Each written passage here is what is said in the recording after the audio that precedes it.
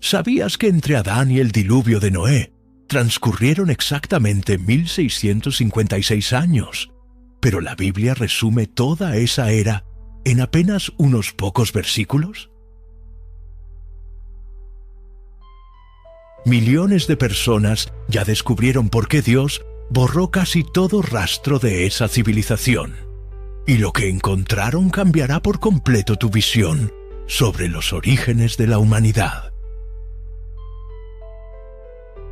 Hoy vas a ver la única evidencia que conecta esos 1656 años perdidos con la tecnología que usas todos los días. Una tecnología tan peligrosa que obligó al Creador a destruir el mundo entero. En los próximos 35 minutos voy a revelarte 1. ¿Qué descubrió la humanidad en esos 16 siglos que fue tan peligroso que Dios decidió borrarlo todo con agua? 2. ¿Quiénes fueron los maestros celestiales que enseñaron tecnología prohibida a los hombres? 3. ¿Por qué esa misma conspiración está sucediendo ahora en nuestra generación?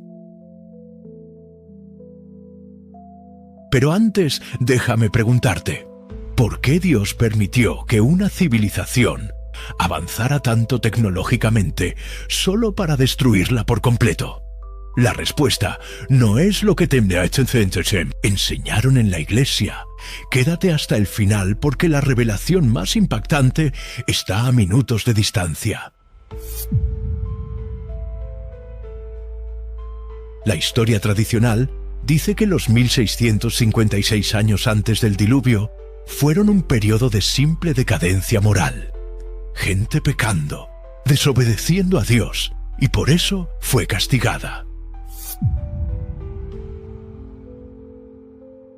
Pero eso es solo la superficie. La verdad es mucho más oscura. Primera evidencia. Génesis 4:22 menciona a Tubal-Caín, un hombre que dominaba el trabajo del cobre y del hierro simultáneamente. Esto destruye toda la cronología arqueológica tradicional. ¿Por qué? Porque según los arqueólogos convencionales, el cobre y el hierro pertenecen a eras separadas por siglos. Pero Tubal-Caín dominaba ambos al mismo tiempo, en la misma generación. Esto no es evolución lenta, es transferencia de conocimiento avanzado. Entonces, si en solo 7 generaciones después de Adán ya existía metalurgia avanzada, ¿qué lograron hacer en los siguientes 1500 años? Y lo más importante, ¿quién les enseñó? La respuesta está en un pacto oscuro que 200 ángeles hicieron en una montaña. Un pacto que cambiaría el destino de la humanidad para siempre. Génesis 4:17 dice algo que la mayoría pasa por alto. Caín conoció a su mujer, y ella concibió y dio a luz a Enoc, y edificó una ciudad, y llamó el nombre de la ciudad como el nombre de su hijo, Enoc. Lee este versículo despacio. Caín, el primer asesino de la historia, el hombre maldecido por Dios a ser fugitivo y vagabundo en la tierra, no solo encuentra una mujer y tiene un hijo, construye una ciudad, la primera ciudad de la humanidad. Ahora piensa conmigo. ¿Cómo construye una ciudad un hombre maldito? ¿De dónde vinieron los recursos? ¿La mano de obra? ¿Los conocimientos de urbanismo, arquitectura, ingeniería civil? Estamos hablando de una época en la que la humanidad debía ser primitiva, pastoreando ovejas, ofreciendo sacrificios sencillos. Pero alguien ya tenía el concepto urbanístico de una metrópoli. La respuesta está en la genealogía que la mayoría lee rápidamente, sin darse cuenta de que no estamos leyendo solo nombres. Estamos leyendo el currículum de la primera revolución industrial de la historia. Génesis 4:18-19. Y a Enoc le nació Irad, e Irad engendró a Meujael, y Meujael engendró a Metusael, y Metusael engendró a Lamec, y Lamec tomó para sí 2 mujeres. El nombre de una era Ada, y el nombre de la otra, Zila. Lamec.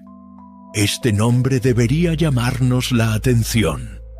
Lamec fue el primer polígamo de la historia, el primer hombre en desafiar abiertamente el modelo de familia establecido por Dios. Pero eso es solo el principio. Lamec tuvo 3 hijos, y cada uno de ellos fundó un área de la civilización tan avanzada que sus efectos aún resuenan hoy. Primer hijo, Jabal, el padre de la ingeniería civil, y Ada dio a luz a Jabal. Este fue el padre de los que habitan en tiendas y tienen ganado. Génesis 4:20. La palabra hebrea utilizada aquí no significa simplemente tiendas de campaña. Sugiere estructuras móviles sofisticadas, viviendas diseñadas para grupos grandes de personas. Jabal desarrolló la primera ingeniería de vivienda de la humanidad. Creó sistemas arquitectónicos que permitían a comunidades enteras moverse y establecerse rápidamente. Era logística avanzada, ingeniería civil aplicada al nomadismo. Jabal transformó tribus dispersas en civilizaciones móviles organizadas.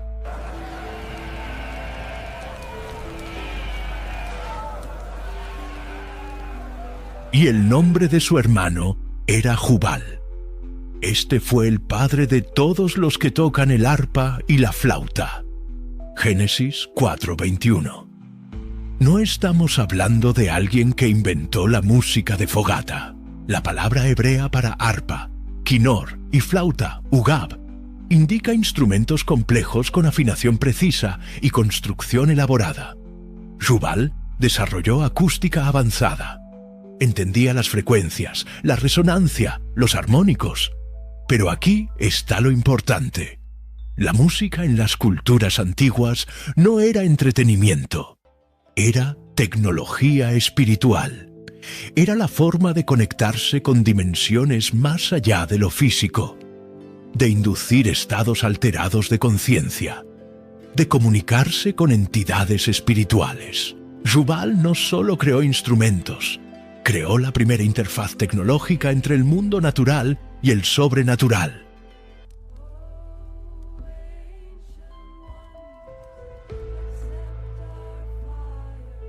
Y Sila también dio a luz a Tubal-Caín, maestro de toda obra de cobre y hierro. Génesis 4:22. Aquí llegamos al punto que debería dejarnos en shock. Metalurgia avanzada, aleaciones metálicas, forja, tecnología que, según los arqueólogos convencionales, la humanidad solo desarrollaría milenios después. Pero eso no es todo. La palabra hebrea para maestro aquí es latash, que significa alguien que afila, que corta, que moldea con precisión. Tubal-Caín no era un simple herrero, era un ingeniero metalúrgico. Entendía temperaturas, presiones, composiciones químicas. Tubal-Caín desarrolló la primera tecnología militar de la humanidad. Y fíjate en un detalle que casi nadie percibe: cobre y hierro. 2 tecnologías que, según la cronología arqueológica tradicional, no deberían coexistir en la misma época. El cobre es anterior al hierro en siglos, pero Tubal-Caín dominaba ambos simultáneamente. Ahora entiendes algo que cambia todo. Estos hombres no descubrieron estas tecnologías por sí mismos, les fueron enseñadas.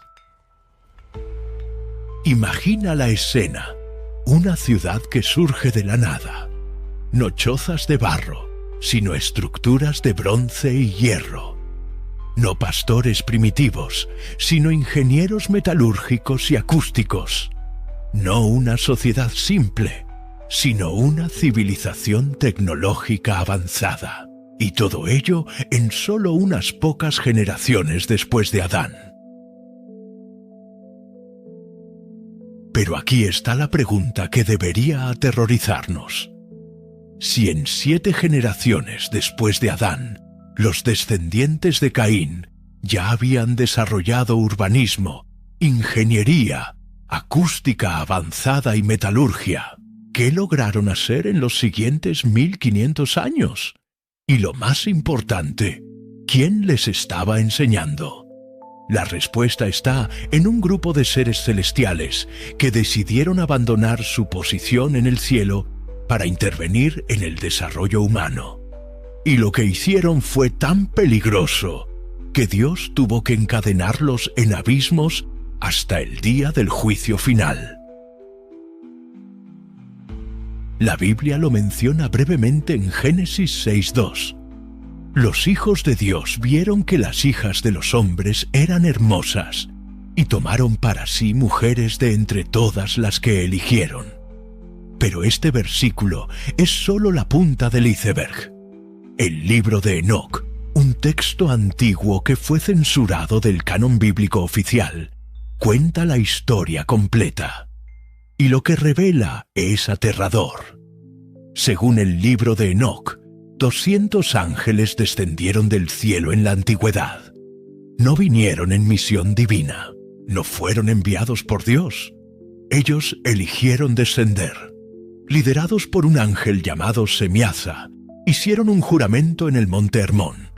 Allí se unieron en un pacto: abandonar el lugar celestial, tomar mujeres humanas y enseñar secretos prohibidos. El texto dice que tuvieron miedo. Semiaza les advirtió: quizás solo yo sufra por la transgresión.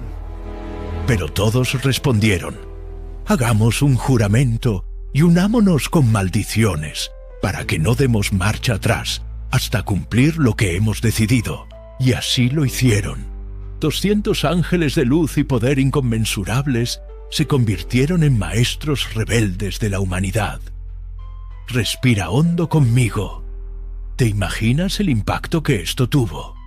Seres celestiales con conocimientos milenarios descendiendo a la tierra para enseñar secretos que no pertenecían al hombre. Y aquí comienza la parte que muchos ignoran. No vinieron a enseñar a adorar a Dios. Vinieron a traer tecnología prohibida. Azazel enseñó a los hombres a trabajar metales preciosos, a forjar armas, a crear armaduras, a transformar minerales en poder bélico. También enseñó a las mujeres a usar cosméticos, maquillaje, adornos, no solo por vanidad, sino por la magia de la seducción. Semiaza enseñó encantamientos, fórmulas ocultas, artes de brujería. Paraquel reveló los secretos de la astrología. Cocabel enseñó los signos de las estrellas. Penemue mostró las artes de la escritura, la manipulación de símbolos, el conocimiento que podía controlar las mentes. Sariel enseñó los movimientos de la luna y el control de los ciclos naturales. Armaros enseñó a deshacer hechizos y encantamientos. Cada maestro aportó un conocimiento que parecía liberador, pero que ocultaba una prisión. Porque cuando entregas conocimiento avanzado a una humanidad que apenas salió del jardín del Edén, el resultado no es progreso, es corrupción. Y la Biblia resume en una frase lo que el libro de Enoc detalla con precisión. Los hijos de Dios vieron que las hijas de los hombres eran hermosas y tomaron para sí mujeres de entre todas las que eligieron. No se trataba solo de un matrimonio, era una unión prohibida. Seres celestiales se unieron a mujeres humanas. Y de esa unión nacieron criaturas que nunca deberían haber existido. Los Nefilim, gigantes, seres híbridos, ni totalmente humanos ni totalmente celestiales. Criaturas de estatura descomunal, inteligencia sobrenatural y apetito insaciable. El libro de Enoc describe: devoraron el trabajo de los hombres hasta que éstos ya no pudieron sostenerlos. Entonces los gigantes se volvieron contra los hombres para devorarlos. Sí, has leído bien. Se convirtieron en depredadores de la propia humanidad. Ahora piensa conmigo. Si ya hemos visto que el linaje de Caín tenía urbanismo, metalurgia, música espiritual e ingeniería de vivienda, imagina eso multiplicado por la enseñanza de los vigilantes. La humanidad no solo estaba evolucionando, estaba saltándose etapas enteras. En pocas generaciones ya se conocía la astronomía, la magia, la metalurgia avanzada, las técnicas de guerra y la manipulación genética. Era como darle tecnología nuclear a un niño. Era como poner secretos cósmicos en manos de hombres que aún estaban aprendiendo a plantar trigo. Y lo más aterrador, esta intervención no salió impune. Ahora quiero que conectes los puntos conmigo. Todas las culturas antiguas hablan de dioses que descendieron del cielo y enseñaron tecnología. Los sumerios hablaban de los Anunnaki. Los egipcios hablaban de los Neteru. Los griegos hablaban de los titanes. Los pueblos nativos de América hablaban de los hombres pájaro. ¿Crees que es una coincidencia que todas las civilizaciones tengan este recuerdo? ¿O es una prueba de que todos bebieron de la misma fuente? No de dioses, sino de los vigilantes rebeldes. Y si esto te parece teoría, escucha esto. Hoy en 2025, con toda nuestra tecnología, máquinas, computadoras y cálculos modernos, todavía no sabemos cómo construir muchos de los monumentos antiguos. Cómo se cortaron con precisión láser bloques de cientos de toneladas y se transportaron kilómetros sin ruedas ni acero. Las pirámides de Egipto, los megalitos de Baalbek, Stonehenge, Pumapunku, civilizaciones supuestamente primitivas, poseían una ingeniería que supera a la nuestra. Pero los vigilantes no solo enseñaron a levantar piedras, trajeron conocimientos sobre genética e hibridación. El libro de Enoc y otras tradiciones antiguas sugieren que los Nefilim experimentaron con cruces prohibidos, hombres mezclados con animales, criaturas híbridas que llenaron la tierra de aberraciones. Los pueblos antiguos hablan de centauros, minotauros, hombres escorpión, aves humanas. ¿Son solo mitos? ¿O serían recuerdos distorsionados de esos experimentos genéticos antediluvianos? Piénsalo conmigo. Hoy en 2025 ya tenemos la capacidad de editar el ADN con CRISPR, de crear embriones híbridos entre humanos y animales en laboratorios. Si hemos logrado esto en solo unas décadas de ciencia moderna, ¿qué impediría a una civilización con conocimientos celestiales haber hecho lo mismo hace miles de años? Y entonces los ángeles fieles, Miguel, Gabriel, Rafael y Uriel, subieron a la presencia de Dios, clamaron: La tierra gime. Los hombres no pueden soportar el peso de esta corrupción.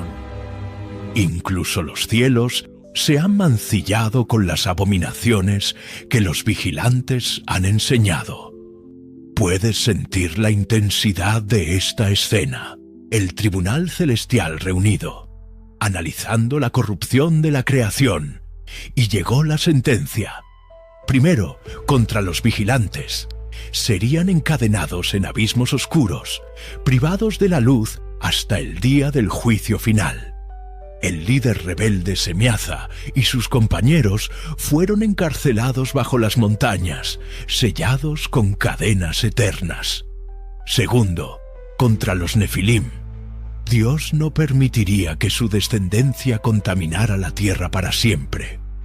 Serían destruidos por el propio diluvio que se avecinaba, ahogados por las aguas que barrerían el planeta. Pero aún había un plan de preservación. Dios miró y encontró a un hombre, no un gigante, no un híbrido, no alguien corrompido por el ADN alterado, sino un hombre puro en su generación, Noé. Y aquí hay algo que muchos ignoran. La palabra generación, en Génesis 6:9, no se refiere solo a la moralidad.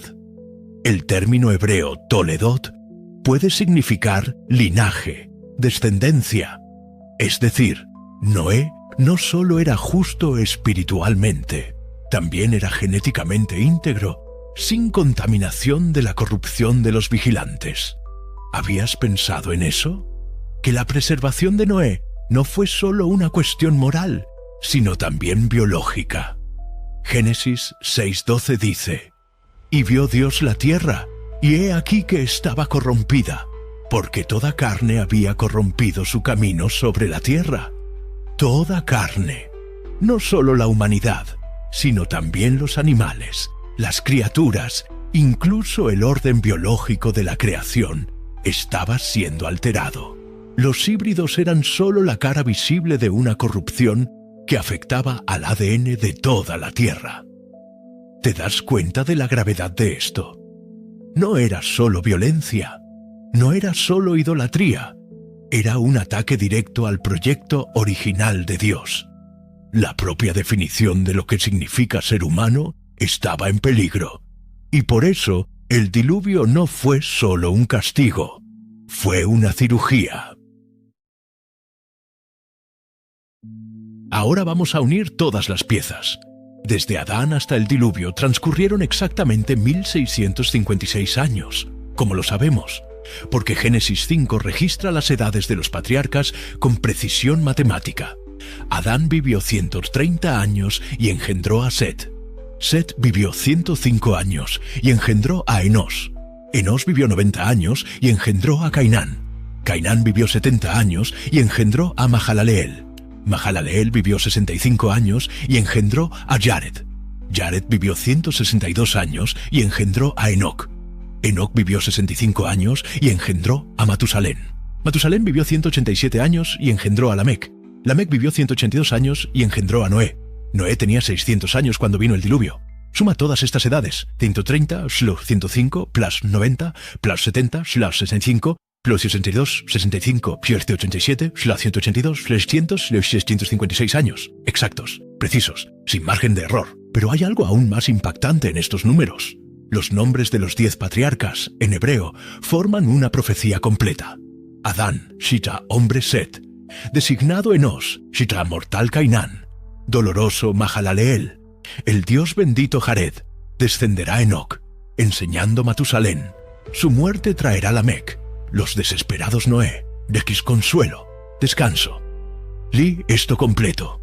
El hombre está designado a ser mortal y doloroso, pero el Dios bendito descenderá enseñando que su muerte traerá a los desesperados el consuelo.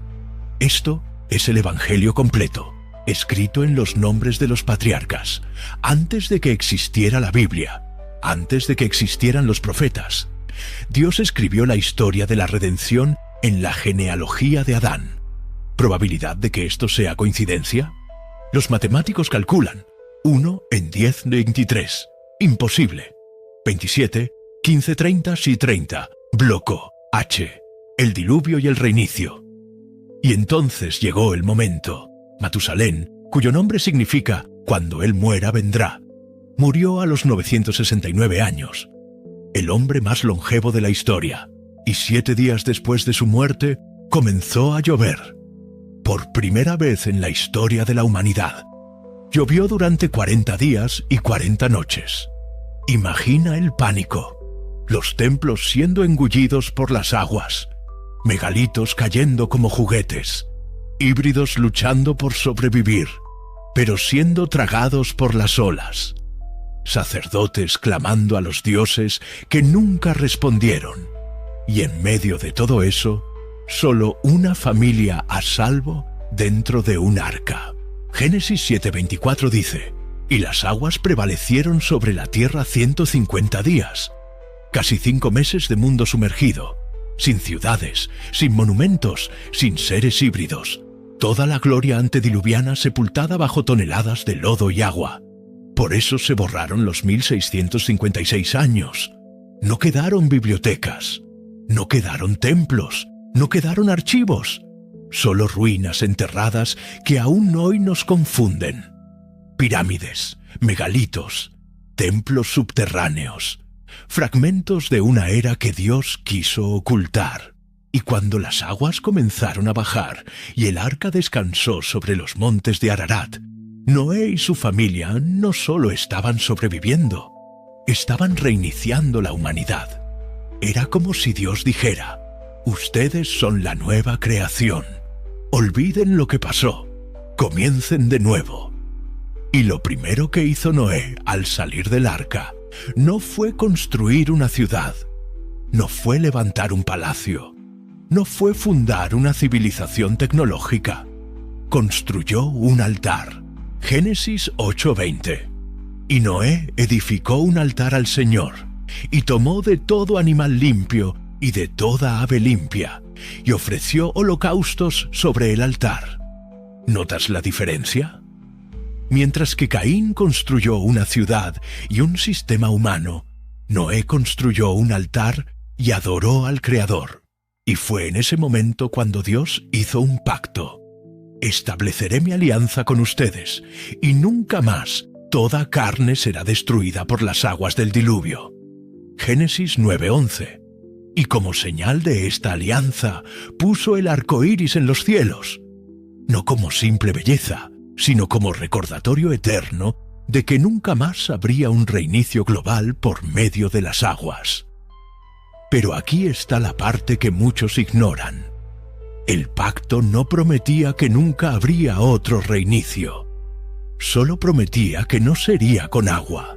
Ahora estás listo para entender por qué necesitas conocer esta historia. Porque lo que sucedió en los 1656 años perdidos no quedó en el pasado. Está sucediendo de nuevo. Ahora, en nuestra generación. Jesús dijo en Mateo 24:37, como fue en los días de Noé, así será también la venida del Hijo del Hombre. ¿Qué significa esto?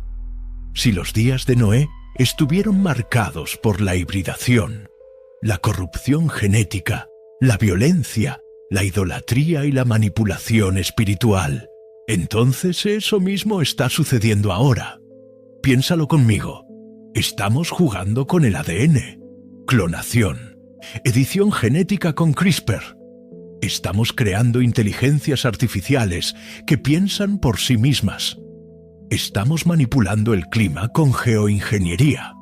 Estamos desarrollando armas de destrucción masiva. Estamos abriendo portales digitales que conectan al mundo entero en segundos. Así como los vigilantes entregaron conocimiento prohibido a una humanidad que no estaba lista, hoy estamos recibiendo avances tecnológicos a una velocidad que supera nuestra madurez espiritual. La inteligencia artificial es la nueva sabiduría de los ángeles. La manipulación genética es la nueva hibridación. La realidad virtual es el nuevo portal espiritual. Y así como en los días de Noé, la humanidad no veía venir el juicio. Hoy tampoco lo vemos. Pensamos que estamos progresando, que estamos evolucionando, que somos más inteligentes que nuestros ancestros, pero estamos repitiendo exactamente el mismo patrón. ¿Por qué te cuento esto? Porque así como en los días de Matusalén, estamos en un tiempo de gracia.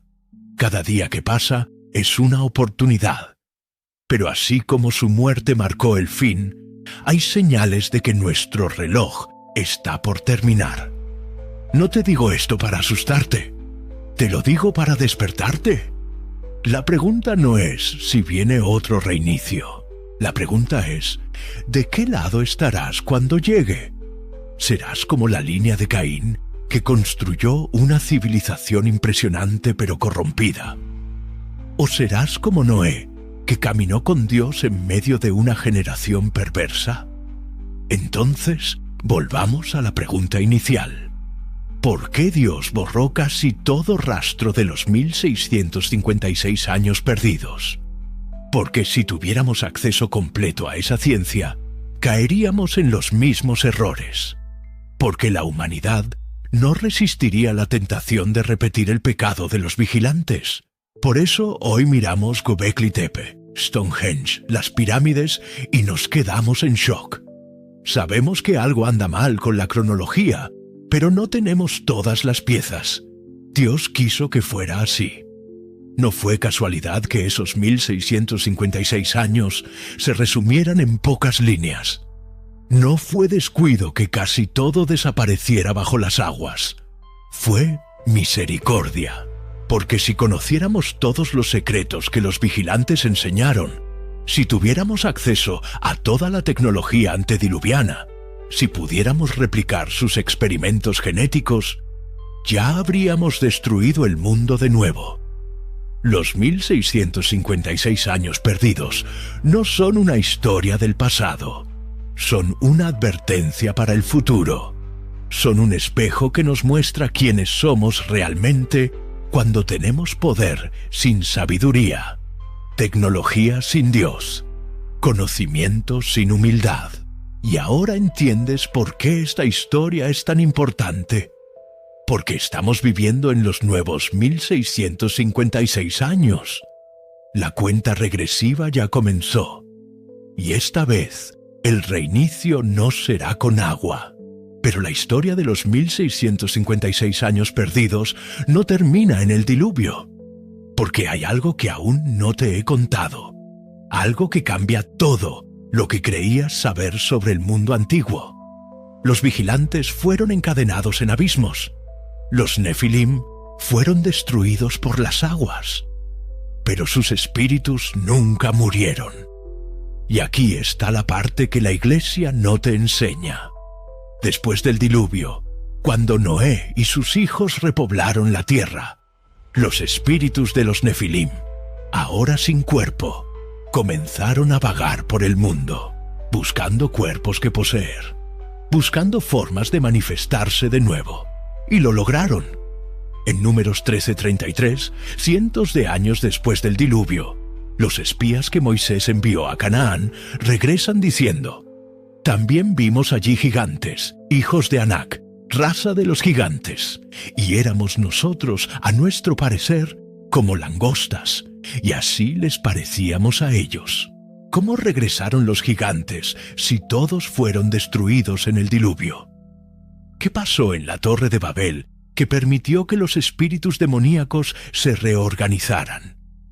¿Por qué Dios ordenó a Israel exterminar completamente a ciertas naciones de Canaán, sin dejar ni mujeres ni niños? Estas son las preguntas que voy a responder en los próximos videos de esta serie. Porque la historia de los vigilantes, los Nefilim y la corrupción de la humanidad no terminó en Génesis. Continuó en Babel, siguió en Canaán, se manifestó en los filisteos y llegó hasta los días de Jesús. Si esta investigación te impactó tanto como a las millones de personas que ya vieron esta serie, necesitas estar preparado para lo que viene. Suscríbete ahora y activa la campanita, porque el próximo video de este canal sale en los próximos días. Y si pensaste que los 1656 años perdidos eran inquietantes, espera a descubrir lo que sucedió después del diluvio.